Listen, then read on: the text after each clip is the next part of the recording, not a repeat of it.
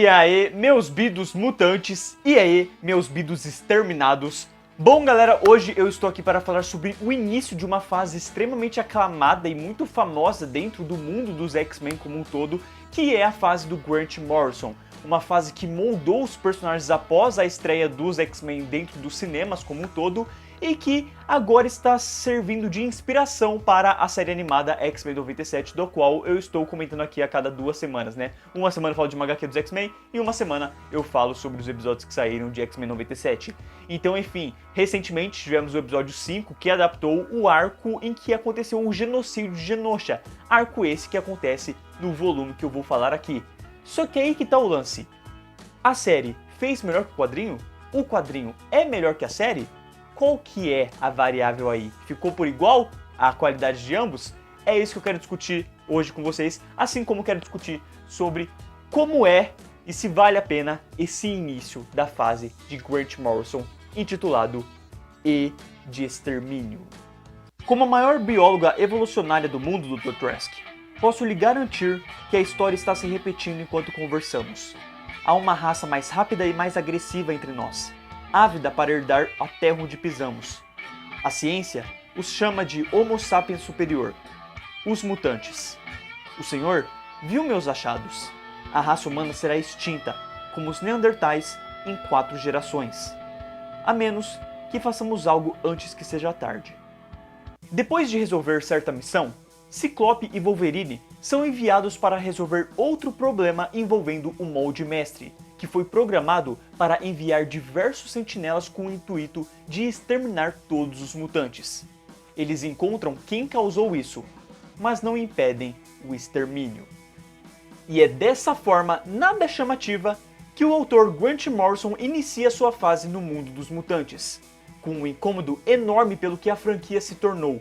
O autor se inspira na estreia da equipe no mundo dos cinemas e bagunça a casinha matando diversos personagens com o GNX que estavam sem função, forma um grupo pequeno para resolver os problemas, deixando mais dinâmico a leitura e menos perdido quem estiver lendo, para assim dar o pontapé com uma trama nova, instigante, apresentando uma nova vilã que está ganhando uma adaptação no filme Deadpool e Wolverine, enquanto não deixa de mexer com a mente daqueles que se encontram na situação que são submetidos, com personagens se traindo, rixas sendo postas de lado, infiltrados sendo descobertos e por aí vai. O lance é que o autor quer fazer diferente de acordo com o que acredita, mesmo que não concordemos. O que de cara me leva a entender quem critica sua fase, pois mais parece uma falta de criatividade inspirada nos filmes do que outra coisa. Ele simplesmente tira o uniforme dos X-Men clássicos e coloca outros porque ele acha que os uniformes clássicos não fazem sentido dentro de um fucking universo de super-heróis. Vai a merda. Aí ele me deixa o Wolverine mais gostoso simplesmente porque nos cinemas o personagem está sendo interpretado pelo Hugh Jackman, que é um baita ator, né? Bonitão. E nessa ele deixa a trama mais séria, mas tirando a exposição dos diálogos, o que por um lado pode ser positivo. Só que o Grant Morrison gosta de fazer coisas mais confusas, mais complexas. Então isso deixa mais complexo de entender o que raio está acontecendo na trama, sabe? E o pior por mim é você notar o quanto o quadrinho está perdendo aquela áurea de quadrinhos super-heróis quando o Ciclope chega em um determinado ambiente e não tem um boom de que ele chegou. Tu só vê uma luz vermelha. E a menos que você pare pra pensar, você do nada tá vendo aqui uma luz vermelha e daqui a pouco o Ciclope fala, ué, o que aconteceu? Sabe? Ele não faz o som do momento. Eu não tô querendo que você faça uma onomatopeia do boom. Eu só quero que você deixe claro pra mim que teve um barulho que aconteceu ali. Porque senão, por mim, parece que tá tudo acontecendo no silêncio. Tá mudo? Tá mudo? Tô lendo mudo essa parada? Ali no ambiente dessa história não tem som? Ou seja, o que eu posso dizer é que o Morrison deu uma de Zack Snyder com os filmes da DC Comics. Por isso, esclareço a falta de conquista deste quadrinho para com o meu coração, pois ler ele me fez ter vontade de reler a fase de Joss Whedon, que veio em seguida trazendo toda a fórmula para o lugar que gostamos, com uniformes clássicos retornando e tramas super-heróicas sendo impostas sem perder o peso dramático. O roteiro de Grant é tão pesado em não tratar seus heróis com emoção, que a morte de Genosha é simplesmente o acontecimento mais sem graça pro tanto que eu ouvi falar. São basicamente 2 páginas do que acontece, o Xavier chora por uns quadros e seguimos com a caça pela vilã. vilã esta que falam quem é, o que quer e mesmo assim soa faltar algo. Do qual, a partir daí, o roteiro manda muito bem. A presença dela é instigante, a trama fica mais focada, a falta de noção sobre o que pode acontecer cresce dentro do leitor e o final é alarmante, mas satisfatório, trazendo um gancho maravilhoso para o que pode vir futuramente. Entretanto, as duas edições que seguem disso causam um sentimento misto. A do meio vem tão do nada que passa a ideia de ter sido feita 10 anos após essa fase, sendo uma edição anual que prepara terreno para tramas futuras, mas que conversa tão pouco com o que foi visto antes que causa um estranhamento e te deixa perdido no rolê. Principalmente porque ela acaba e na edição seguinte não há nenhuma citação dela. A única coisa que dá pra dizer que segue dela é o Scott com a Emma Frost. De resto, a última edição já consegue voltar a aprender e ser interessante ao fazer uma revelação alarmante, que se você voltar para ler a outra edição lá atrás, interpreta de uma forma totalmente diferente, o que é muito legal. E fecha de uma maneira que é realmente difícil de ter que parar por aqui. Pode até concluir um arco, mas indica tanto a vinda de outro, pior, que você parar por aqui vai ser frustrante. Ou seja, o Grant Morrison sabe escrever, não tenha dúvidas em relação a isso. O meu problema é que ele parece querer pagar tanto de inteligente que ele acaba tirando a profundidade das coisas. No final do quadrinho tem os extras. Nesses extras, o autor comenta como o Chris Claremont foi uma base de inspiração para ele, como aquela pessoa foi a melhor coisa dentro do mundo dos X-Men. Ou seja, isso me dá mais raiva ainda, porque ele tá indo contra o pensamento do cara que definiu os X-Men, os personagens, sabe? Indo totalmente contra aquilo. Ele dá uma explicação ali, mais ou menos plausível, para os personagens mudarem, colocarem outros uniformes, mas fica uma coisa muito estranha, parece que você tá lendo uma coisa diferente, mas não diferente no sentido bom. Parece mais que o cara não tá querendo aceitar o mundo que ele faz parte, sabe? Então isso traz um sentimento muito ruim pra mim. E o pior pra mim é Genosha. Genosha não passou o mesmo impacto que, por exemplo, a Kitty Pryde ficando triste porque o Colossus está apaixonado por outra pessoa na fase do Chris Claremont. Ou até mesmo a Kitty Pryde chocada que o Colossus está vivo na fase do Joss Whedon. E isso é a base do problema pra mim. O quanto duas cenas com a Kitty Pryde conseguiram ser mais emocionantes e sentidas do que um extermínio, um genocídio em Genosha. Então, eu li, foi da hora, mas eu não me empolguei, eu não me emocionei. No máximo, eu fiquei aflito. Porque algumas cenas são bem pesadas e confusas. O modo como a vilã demonstra total desgosto para com os mutantes, torturando e cagando para qualquer raça, é angustiante.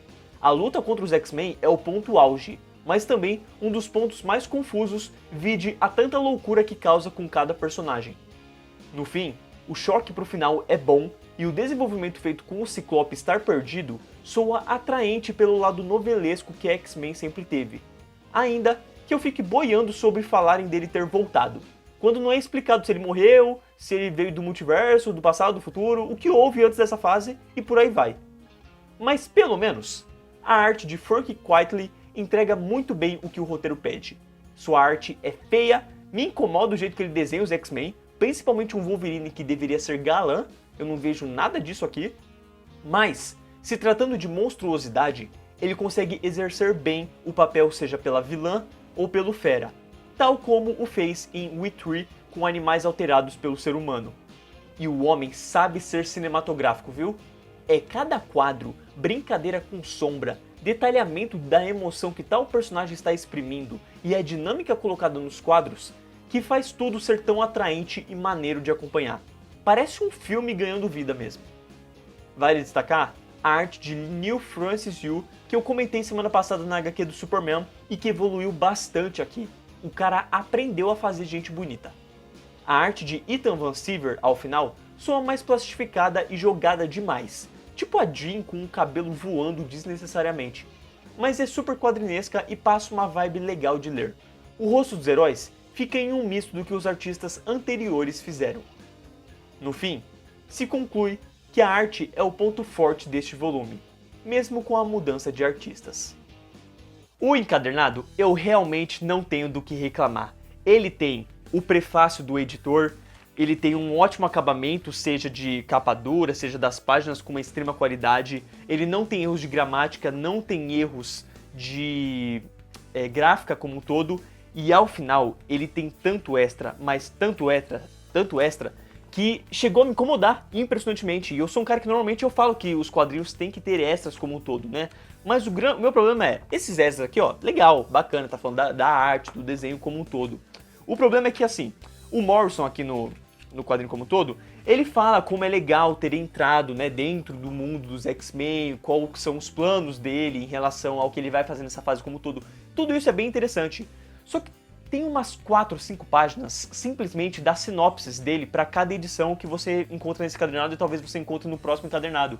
Ou seja, por um lado, fica cansativo e repetitivo, já que é chato você ler coisas que você acabou de ler. Mas ao mesmo tempo tem coisas interessantes no quesito de que tem certas ideias que ele colocou na sinopse que não foram pro quadrinho. Então você percebe a diferença do que às vezes a pessoa, o autor, pensa porque ele vai fazer, mas que acaba não dando certo por conta de acontecimentos passados, né? Ou seja, mostrou que ele não estava lendo X-Men nos últimos anos, porque ele não sabia de algumas informações que nem a Marvel falou, então, você não pode mexer com isso daqui.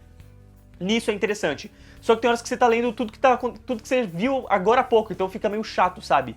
E ao final mesmo, tem certas coisinhas que me deu um medo porque pareceu spoiler. Ele falou de certas revelações de que, nossa, tal pessoa é tal pessoa, que eu fiquei, calma, mas isso não foi falado aqui, como assim?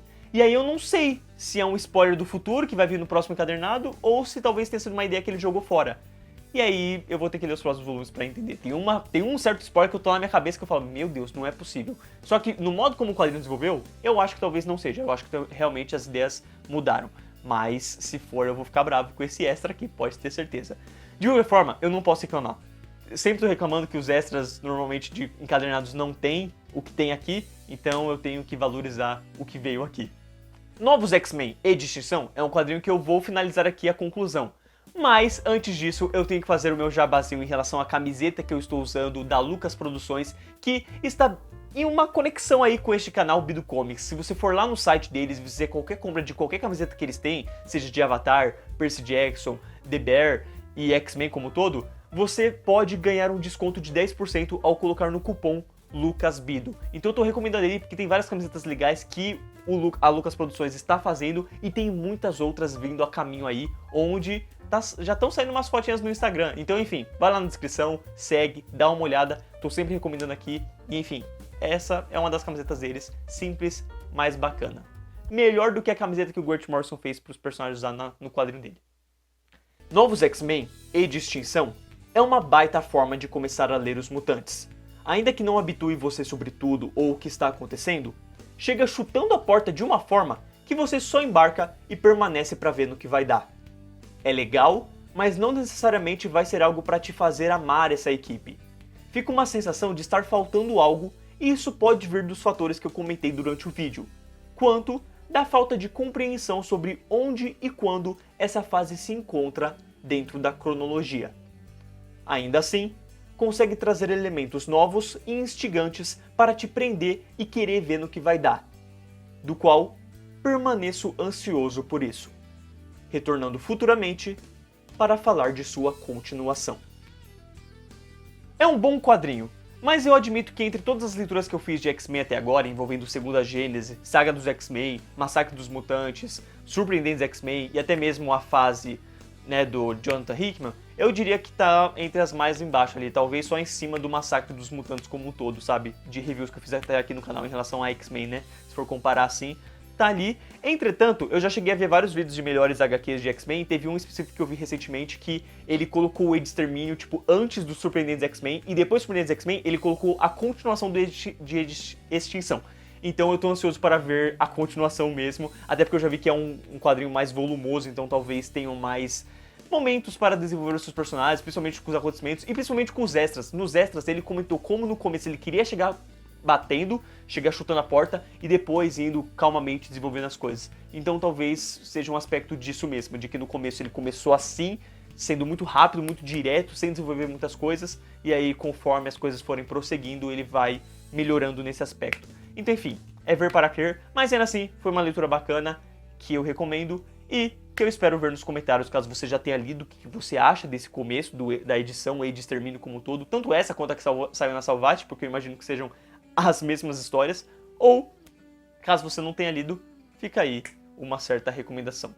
Beleza? Muito obrigado, valeu, falou!